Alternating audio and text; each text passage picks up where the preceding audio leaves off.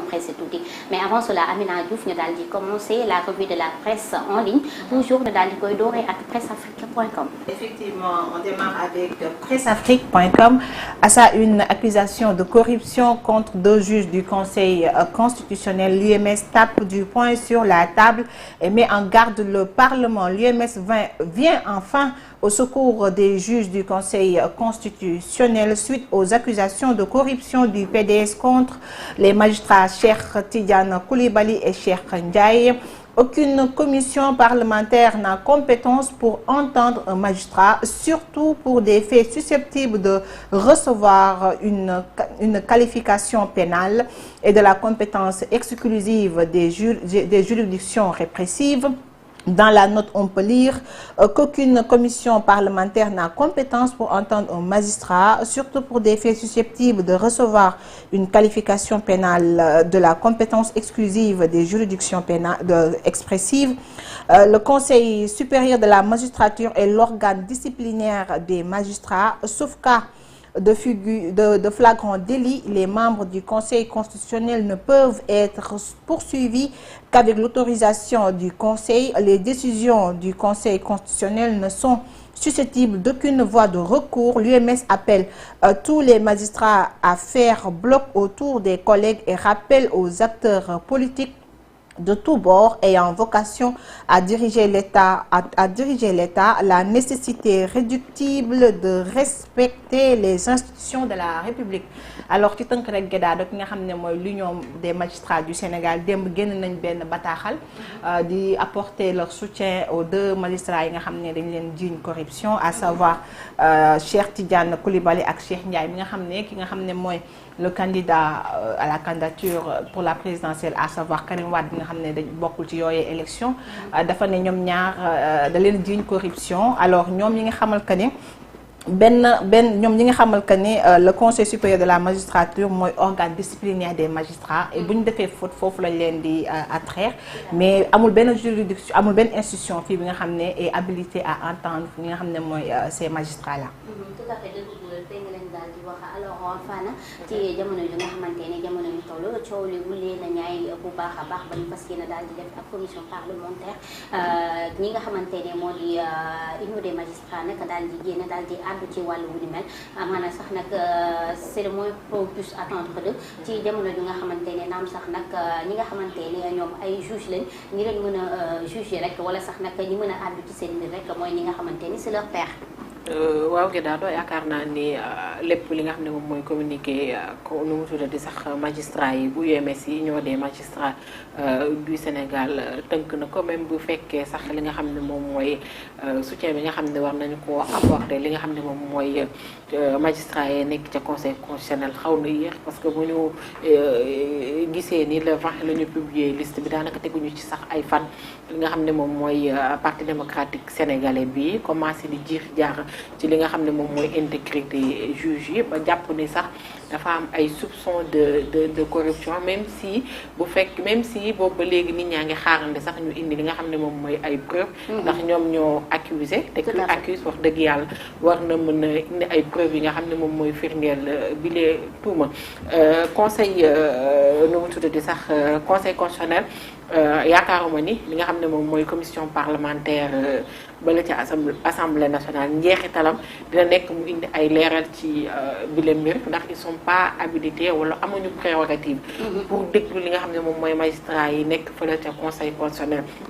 bay xool ay articles yoo xam ne moo tënk bi les conseils dañ lay wax ni sauf cas de flagrant délit ils ne peuvent être poursuivis, arrêtés, détenus ou jugés en matière pénale qu'avec l'autorisation du conseil et dans les mêmes conditions que les membres de la cour suprême et de la cour des comptes. di wax ni li nga xam ne moom mooy cour suprême, de même que magistrats yi nekk ca conseil constitutionnel wala sax ñu nekk ca cour des comptes du assemblée nationale lañ leen war dégloo, mais plutôt procureur général bu cour suprême moom la ñu war a mën a saisir. jàpp naa ni rek que la démarche nu mu tudd sax bu PDS bi, si ce n'était pas carrément politique xam nañ ñan ñoo war a yàbbi ci bile mbir lu tax ñu bàyyi ko fa nag dem ca assemblée nationale. ñu xaarandi rek lan mooy tukkee ci li nga xam ne moom mooy enquête bi nga xam ne bëgg nañ ñu amalee ko fële ci assemblée nationale. en tout cas y a autant de questions yu nga xamante ni amaana ñu ngi koy daal di posé wu xam naa ne du ñàkk ci kanam ki nga xamante ni mooy suñu invité di Assane Ba bokk ca PDS dina ñëw daal di ñu koy leeral ci fàttali rek assemblée nationale bu ñu sukkandikoo ci li nga xamante ni rek moo di article 59 li nga xamante ni rek mooy seen xarañteef wala li nga xamante ni mooy seen rôle rek bokk na ca daal di xool naka la ñuy def rek ba dem ci lu jëm ci wàllu vote de loi xool également wala sax naka évaluer li nga xamante ni rek moo di politique publique yi waaye itam bokk na ca également xool li nga xamante ni rek noo ko noonu dañuy def ba daal di xool li nga xamante ni rek moo di naka la ñuy daal di toogee foofu noonu daal di pencum ndaw réew ma daal di layool askan wi waaye nag lu jëm ci wàllu judiciaire fi mu nekk nii amuñu ci benn xarañteef lu mooy rek daal di def benn enquête lu ci mënti am rek moo di nañu doon di toog xaar naka la wane daal di mujjee gi dëtëm alors Amina ba tey bu ñu jugee ci presseafrique.com ñu daal di wëyal daal di dem ci seneweb.com. Effectivement, seneweb.com à sa une, l'oncle de Biram Souleye Diop égorgé, les bizarreries d'un crime abominable. Le gardien du marché Ngelaw de Thiès, Assane Diop, est mort dans des conditions aussi barbares qu'étranges. Vendredi dernier, il a été retrouvé par une commerçante gisant au sol, baignant dans son sang et la gorge tranchée. Les images sont horribles. Il est mort dans des conditions abominables. C'est écrié Mohamed Bamba Diop, neveu de la victime, interrogé par l'Observateur. Les auteurs du crime l'ont poignardé un peu partout sur le corps. Ils lui ont écrasé la tête à coups de machette et l'ont égorgé. Un autre membre de la famille a confié au journal du groupe Futur Média sous anonymat que le menton du gardien a été coupé et emporté. Alors Guédado ci tënk rek mu mel ni beneen horreur xew na foofee nga xam ne mooy Thiès parce que après li nga xam ne mooy Seras li nga xam ne benn boucher moo égorgé moroomam waxaguñ pareeguñ ci loolu foofee nga xam ne mooy Caaroy benn pêcheur ñu jamat ko ba mu ñàkk bakkanam foofee sa Thiès benn vieux bi nga xam ne am na plus d'une 50aine d'années ou bien 60aine d'années moom la ñu gis ne dañ ko égorgé mais circonstances yi mu ñàkkee bakkanam Guédado moo xaw a doy waar parce que ñu ngi xamante ni dañ koo dóor ab machette ci boppam bi ba bopp bi amaana kenn mënatu ko xool ñu jógee ca daal di koy égorgé mais kenn ci membre de la famille yi nga xamal que ni tamit li nga xam ne mooy sikkimam ba dañ koo dagg daal di koy yóbbu. mooy sénégalais bi nga xamante ni type homo sénégalensis bi nga xamante ni ñu ngi koy faral di nemmeeku jamono ñu toll doy na waar lu sénégalais yi nga xamante ni amoon nañ ko c'est horrible lu jëm ci wàllu ray gi fi mu nekk nii bare na trop te ci anam yu doy waar la ñuy dal di fare di buum ñi nga xamante ni rek moo di suñu mbokku sénégalais alors Fana mu mel na fi mu nekk nii Sénégal doy na waar trop rey daal ak naan ci ndox mi la ñu yemale. xam naa ne daal Guédado jëf ji ñaaw na wax dëgg yàlla comme ni ko Amina waxee conditions yi nga xam ne moom lañ ko fekkee ñaaw na trop te vraiment kenn xamul sax lan ngay wax xanaa di massawu ñi nga xam ne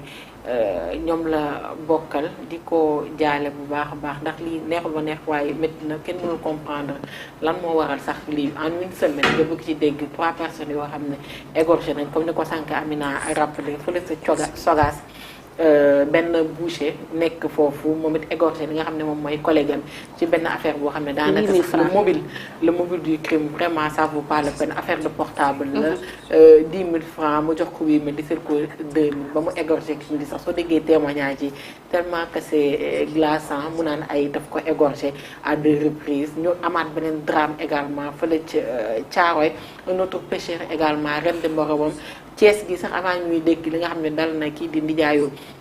le maire muy Birame Souleye Diop foofu sa Thiès également ñu ngi doon gis benn waay buy tenter di rendi ay également beneen xale bu doo xam sax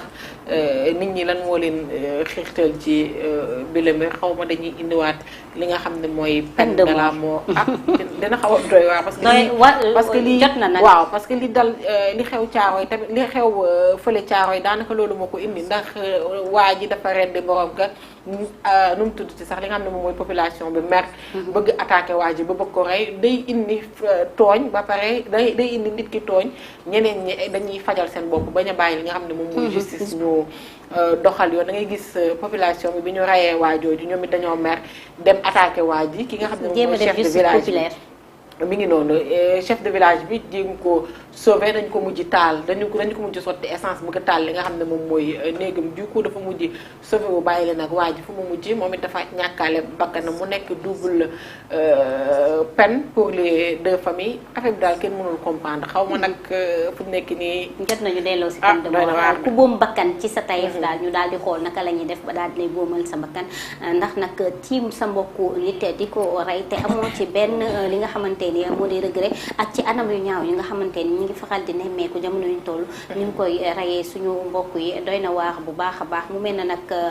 bakkanu doomu aadama dafa sacré moom kese ko yeyoo mi ngi noonu bakkanu doomu aadama dafa sacré de telle sorte que tey ku nga xamante ne daal di ngay buum bakkanu nit ci tayef ñu daal di dellu si waat tuuti naam sax nag dañoo nekk ci pays laïque waaye dafa mel na jamono yuñ toll lu ñeel wàllu li nga xamante ni rek moo di jàng bi waaye itam lu ñeel également li nga xamante ni rek moo di l'islam kenn bëggu ci kuy fàtt sa morom ba tax na nag jotaat na fi mu nekk nii ñuy interpellé wu bu baax a baax lu jëm ci wàllu delloo si peine de mort alors Amina ba tey dañuy wëyal revue de la presse en ligne cette fois-ci ñu daal di jëmale Dakaractu. Oui, effectivement dañuy dem ca Dakaractu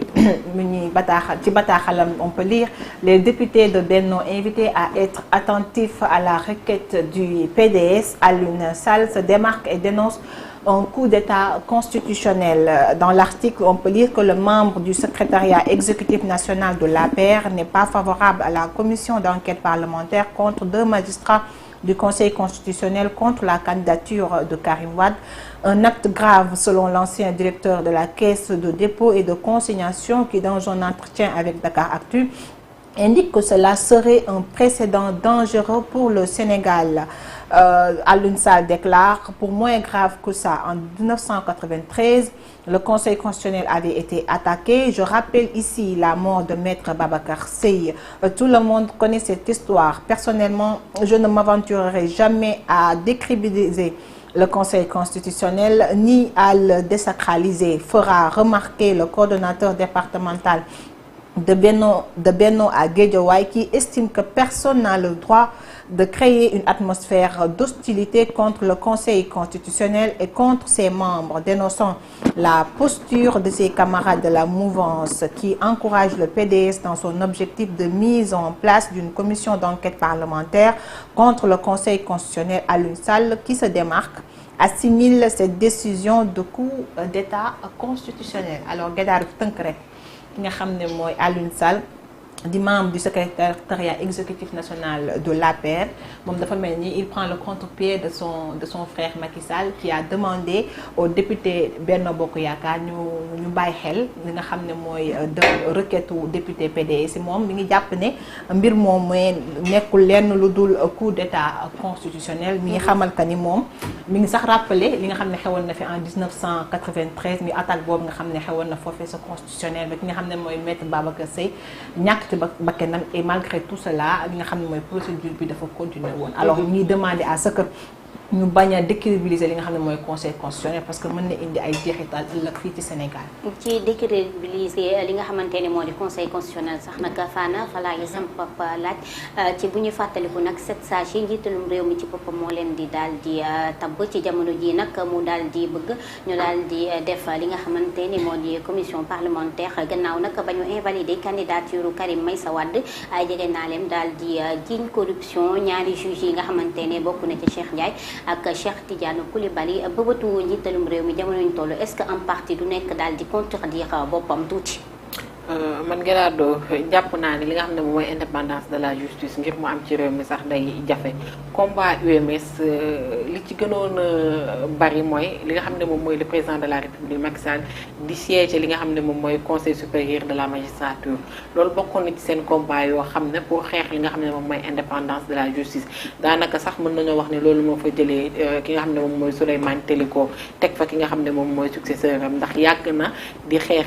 bi le mais fu mu mujj ñëpp gis nañ ko toujours le président de la République dafay siéger li nga xam ne moom mooy conseil supérieur de la magistrature de même que le ministre de la justice mu nekk mbir moo xam ne du favoriser li nga xam ne moom mooy indépendance de la justice. L'autre chose on voit que ki nga xam ni moom mooy Alioune Sall le frère du président di démarqué wu ci li nga xam ni son frère waxoon na ko bi muy recevoir li nga xam ne moom mooy candidat recalé di wax ni rek affaire bi c'est une affaire politique qui se joue parce que le président Macky Sall c'est un président également du parti bu wootee li nga xam ne moom mooy groupe parlementaire am nañu ñu bañ a opposé wu li nga xam ne moom la PDS ci kaw teg ci kaw table yi c'est pour ci benn parti bi mën a récupérer li nga xam ne moom mooy électorat wu PDS si élection yi tenir nañ ko ndax lim leen naxee mooy wona leen ñoom ñëpp ba ñëw mu wax leen ni li nga xam ne moom mooy décision conseil constitutionnel yi du moom mooy ki ciy teg loxo ngir ñu revenir at ci muy wan ni comme ñoom seen combat bi dafa mel ni peine perdue mais pour gagner wala regagner li nga xam ne moom mooy la sympathie du parti démocratique sénégalais wax na li nga xam ne moom mooy nu mu tuddati sax ay député ñu bañ a opposé wu ci commission d'enquête bi nga xam ne PDS teg na fi ndax Aliou Sall également ni mu démarqué woo ndax c'est pas un jeu politique wala leneen je pense que ñaari mën nañ ko lire ci ñaari fànn c'est un leader politique tout comme également son frère xam na ni son frère day dem est-ce que newul dafay assumer wu wala nekkul dafay semer également la zizanie. wala mu nekk correction. waaw mu bëgg a corriger li frère mu wax rek. waaw mbir mi bëri bu keek mbaam la rek. waaw parce que Macky tamit. il va jamais prendre le contre-pied de son frère. waaw donc Macky s'il tamit sort pour dire autre chose que son frère a dit mais est-ce que amul leneen lu muy sous-entendre. loolu laa yaakaar ne te Macky comme c'est un président du parti li muy def également day engagé li nga xam ne moom mooy. la coalition Benno Bokk Yaakaar. de même que APR. ma de bukkeek mbaam la. ku ëpp doole wala jaay mooy daan wala ku ëpp xel mooy mën a daan. c'est ça li am rek moo di nañu toog daal di xool lan la war nañ mu jëkki gëtëm. alors Amina ñu daal di jëmali actualité sportive ak Wii Sport aujourd'hui c'est le jour de match entre le Sénégal et la Côte d'Ivoire. ci noonu sax lay jaar pour dire que le moment de vérité pour les Lions après une phase de groupe à la fois impressionnante et historique, le Sénégal affronte la Côte d'Ivoire à Yamoussoukro ce lundi en huitième de finale de la CAN 2023 avec une revanche en ligne de mire dans ce duel couperet. Les Lions défieront l'hôte qui en revanche a eu toutes les peines du monde pour se retrouver à ce stade de la compétition. Alors Guédado ci tënk rek ki nga xam ne mooy Sénégal suñu équipe nationale tey dafay rencontrer li nga xam ne mooy la Côte d'Ivoire pays hôte mais rappeler juste que ne ci phase de poule yooyu ki nga xam ne mooy Sénégal da ciy génn ak au la main parce que am na 8 points daal di 8 buts la def daal di am 9 points. alors ki nga xam ne mooy la Côte d'Ivoire moom dafa toogoon di xaar kan mooy meilleur troisième après mu amee défaite Zambie bi ci la réussir sax ba qualifié huitième de finale. mais ci rappelé rek oui voilà victoire Maroc. waaw ci rappelé rek en 92 ak en 2014 ki nga xam ne mooy Côte d'Ivoire moo dooroon Sénégal mais Aliou Cissé mi ngi xamal que ni loolu yëpp c'est derrière nous. et que les calculs sont terminés. maa ngi dégg tout à l'heure également ñuy wax en 86 également Côte d'Ivoire moo dooroon Sénégal 1-0 ba ñu daal di leen éliminer ci élimination boobu sax nag Amina ñoom dañoo football ba daal ñu dem toog di reer xamuñu woon sax ndax déjà dañ leen éliminer dañ leen fekk fi ñu toog ñuy reer ñu ne leen takk leen seen bagage dañ leen di éliminer ci fàttali waaw Caire 86 mu mel na Fana fi mu nekk nii wax ji bare na naam sax ñenn ñi ngi naan waa Côte d'Ivoire dañoo ressuscité mu mel na nag jamono yuñ tollu match bi seen bakkan lañ ci teg waaye itam pression tamit war rees na mën a am suñu côté ci jamono ju nga xamante ni Sénégal mosul gagné Côte d'Ivoire ci CAN. waaw je pense que match bi Guédado ñaari pression mooy tegu ci li nga xam ne moom mooy sénégalais benn c'est un pays organisateur bi ñuy wax ne Sénégal mosul gagné un pays organisateur l'autre chose mooy Côte d'Ivoire fu ñu dajeek moom ci li nga xam ne moom mooy CAN bi également daf ñuy dóor mais pour man Côte d'Ivoire ba woon ak Côte d'Ivoire bu léegi c'est diamétralement opposé joueurs yi ñu amoon ba waroon na mën a tax dóor Sénégal bu ñu xoolee li nga xam ne moom mooy Sénégal même banc sax dafay war na mën a dóor li nga xam ne moom mooy équipe n'oublions pas que tamit on est champion d'Afrique war nañoo également mën a dëggal suñu bopp comme ni ñu ko defee ci match poule yi nga xam ni comme ni ko Amina fàttalee sànq 8 buts dugal nañ ko remporté li nga xam ne moom mooy 3 matchs yi ñu am yépp am ci 9 points yaakaar naa ne ki nga xam ne moom mooy Côte d'Ivoire waruñoo mën a jaaxal. Côte d'Ivoire même si bu fekkee demoon nañ ba dee sa ressuscité waat ñu bëgg ko def arme de guerre pour les lions yaakaar naa les lions daal bon bouffé nu mu tudd tax les éléphants ma dem te ñëw en tout cas daal aussi bu fekkee am nañ boole woon à l'imprimerie également nous avons Pape Gueye boo xam ne vraiment c'est dommage quand même nag c'est dommage ñu bañ a am sur le terrain un tel joueur également c'est vraiment dommage mais yaakaar naa ne ñeneen ñi fi ne Aliou Cissé war leen fi teg war nañoo mën a réussir waaw te Sabali également war na waaw te Sabali également war na ñëw ñu xaar rek le nouveau marié moom it mën na kii mën nañu cee génnee de en tout cas lu ci bëgg am rek moo di comme ni ko Fane di waxee on est les champions d'Afrique te fi mu nekk nii dañoo war a rek daal di xool naka la ñuy def ba daal di conserver waat li nga xamante ni moo di suñu titre champion d'Afrique lu ci mënti am rek moo di match tay bi nar na tàng ci jamono ju nga xamante ni ku dóor sa morom ñu daal di ki ci des daal di toog alors Amina ci loolu la ñuy daal di jaarale tëj actualité internationale ak ki nga xamante ni rek moo di presseafrique.com comme tous les jours. Effectivement, Presse Afrique nous informe que le Burkina Faso, le Mali, le Niger se retirent de la CEDEAO. Les régimes militaires au pouvoir au Burkina Faso, au Mali et au Niger ont décidé de retirer leur pays avec effet immédiat de la Communauté économique des États de l'Afrique de l'Ouest, CEDEAO, organisation sous-régionale de 15 membres dont il annonçait dimanche dans un communiqué conjoint les dirigeants respectifs des 3 États sahéliens prenant toutes leurs responsabilités devant l'histoire et répondant aux attentes, préoccupations et aspirations de leur population décident en toute souveraineté du retrait sans délai du Burkina Faso, du Mali, du Niger, de la CEDEAO. Alors Guédar tënk rek démb ci dimanche bi nekkoon na information bi nga xam ne nii bokkoon na ci actualité yi parce que gis nañ ne ki nga xam ne mooy Mali, Burkina et Niger ils ont décidé démb daal di génn ci li nga xam ne mooy CEDEAO bi la communauté économique des États d'Afrique de l'Ouest mi CEDEAO bi nga xam ne ñoom bañ koy def sax amul benn préavis si je peux l'appeler comme ça bu ñu def boobee kuréel ñoom daal génn nañ daal di xamal que ne sax génn googee effet immédiat lay am. D'accord Fana mu mel na ñetti dëkk yi dañoo nuroo régime ndax nag ñi nga xamante ni ñoo nekk ci kaw nekkul benn yoon ay civil waaye itam bokku mbëbët bokku bëgg-bëgg waaye itam bokk li nga xamante ni dañ koy xeex muy rek xool naka la ñuy def ba daal di lu jëm ci wàllu terrorisme daal di dañ ci seen dëkk ñoom nag manko nañ ni dañoo bëgg a génn ci CEDEAO ban jàngat nga si am. waaw man je pense que cette décision était prévisible ndax da ngay gis li nga xam ne moom mooy les 3 pays du Sahel njëkkoon nañu fi def alliance du coup c'était prévisible ñu génn ci li nga xam ne moom mooy CEDEAO même si bu fekkee le divorce n'est pas tout à fait encore consommé ndax dem ba gis naa li nga xam ne moom mooy communiqué bu CEDEAO di wax ni recevoir uñ li nga xam ne moom mooy notification effectivement article du traité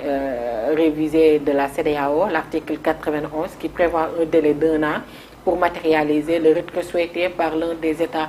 membres te boo xoolee ci diggante beeg léegi matul loolu beneen conséquence tamit yaakaar naa ne mbir mi dina ko jur mooy la libre circulation des États membres wala sax numtu sax de ses citoyens ndax booy xool li nga xam ne moom mooy carte CEDEAO bi li taxoon ñu gën ko fee teg pour libre circulation entre pays membres de la CEDEAO mu mën a am du coup bu lii amee lan lañ ci mën a xaaral ni ndax ñun suñu carte CEDEAO yi nga xam ne moom lañ am ndax suba su ma bëggee jug dem Mali wala ma dem Burkina est-ce que duñ ma laaj li nga xam ni mooy visa wala ñu xaaral ni rek certainement ils vont prendre des décisions yoo xam ne soit dinañu revoir li nga xam ne moom mooy carte CEDEAO sinon xam naa ne ce sera un énorme gâchis li nga xam ne mooy les pays des États de l'Afrique de l'Ouest ni ñu booloo woon ba léegi même si bu fekkee sax booloo bi c'est de face mu war a beneen situation ñëwaat li nga xam ne moom mooy population bi également nar ci dundaat ay jafe-jafe. ñu ngi loolu am na solo bu baax a baax lu ci mënti am rek moo di waa CEDEAO ñoom fi mu nekk nii li seen bëbët mooy ñu daal di toog daal di waxtaan xool naka la ñuy régler situation bi ci jamono yu ñu toll alors Amina. Kidado ànd gàtt en tout cas ma lay jaajëfal bu baax a baax xam naa da ngay céder sa place à l'invité. effectivement Guéda dafa lay jaare rek di leen tàggoo yow ak Fana Cissé di leen bàyyeeg seen gan di tàggu aussi ñi nga xam ne ñooñu doon seetaan di leen wax à demain incha allah. à demain incha allah demain bu ñu ñëw ak victoire. Amina da ciy baax ndam li laay jëriñ nii ndam li ngay jëriñ kon baax na alhamdulilah comme dañuy am plateau wutalikaan guddi gi. waaw non maa ngi ñëw je vais passer la commande. ah kon baax na. dañuy andil sauce dégg nga. te di éléphant la ñuy tase. éléphant tey sauce éléphant ngeen di añee. Amina man suur naa. waaw Amina xar mu ndaw baax. Fane nee na xar mu ndaw baax. dama indi éléphant. waaw yaa doo ko xar mu ndaw baax. déedéet éléphant man moom bu dee éléphant la moom Amina suur waaw dinaa indi agneau de 12 kilos. Amina